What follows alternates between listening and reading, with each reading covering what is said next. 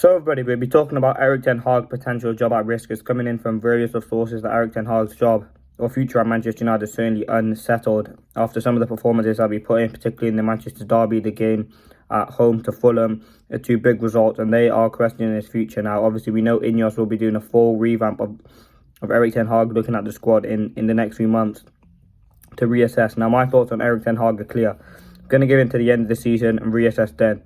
There's a potential chance to get top four and win the FA Cup. So let's see if he can do that. Now, last season he won the Carabao Cup and got top four. Let's see what he can do this season. But for me, it's clear and obvious that the football's not good enough. So he has got a few months to change it. Yes, he's got injuries, but every team's got injuries. So you got to overcome that barrier. Now, some of the options that are being talked about are Gareth Southgate, Thomas Frank, Thomas Tuchel, Nagelsmann. There's a lot of managers, Graham Potter. So it's clear that Ineos are looking at replacement to Erik Ten Hag, and that is quite sad because there was a clear vision when Erik Ten Hag came in.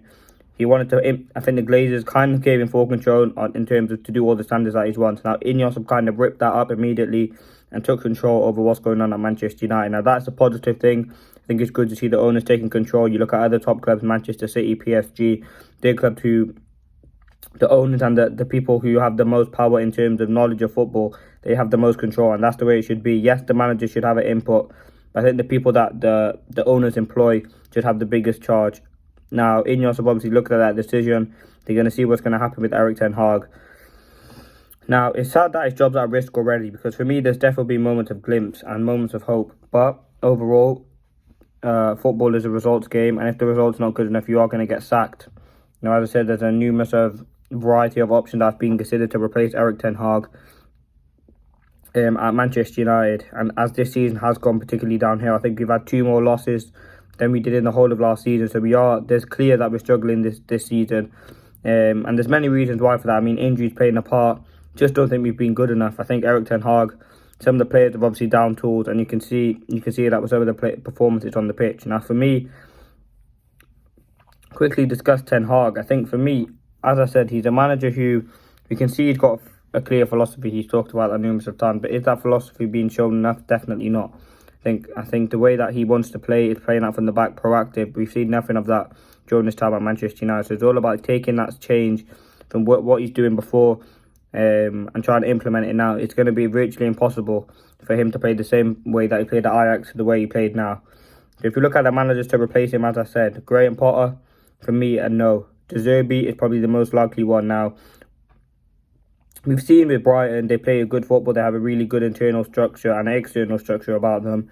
They employ great managers, and De Zerbi certainly is one of them. We've seen it before with Graham Potter, and their scouting network's really, really good as well. We've seen the players that they've brought in. Now, for me, it's kind of the same concern as they had with Graham Potter. De Zerbi, it might be too big of a step up, and then it could tarnish his whole reputation. You look at Graham Potter, did really, really well at Brighton, was playing some really good football.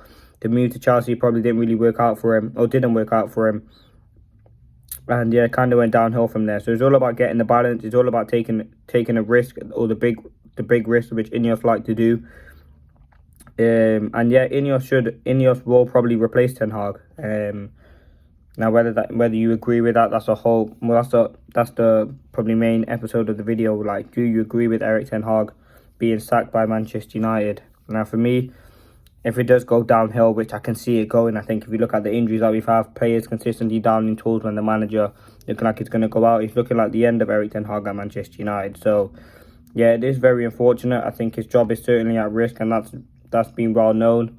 I think he knows that as well, and is looking ever closely that he will be sacked at Manchester United, and his future will be over. So it is quite disappointing. I think there was definitely high moments there. But if Ineos want to bring in their new manager, then they have all power too. They've got the full sporting control now.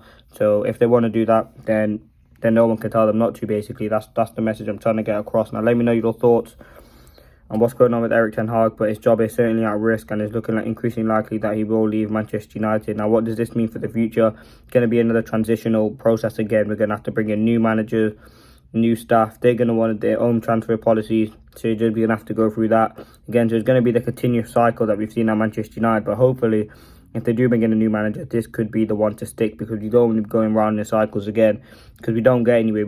It's a continuous cycle. We sack a manager, we sign a new one, get their players, doesn't work out, sack them, and then it goes round and round and round, and we don't actually progress. Yes, we might win a trophy, but there's no longevity. I don't think we can win the top trophy. So it's all about making that right decision. And if Ineos decide to make that risk, then we'll see if it pay off. But thanks for watching, and peace.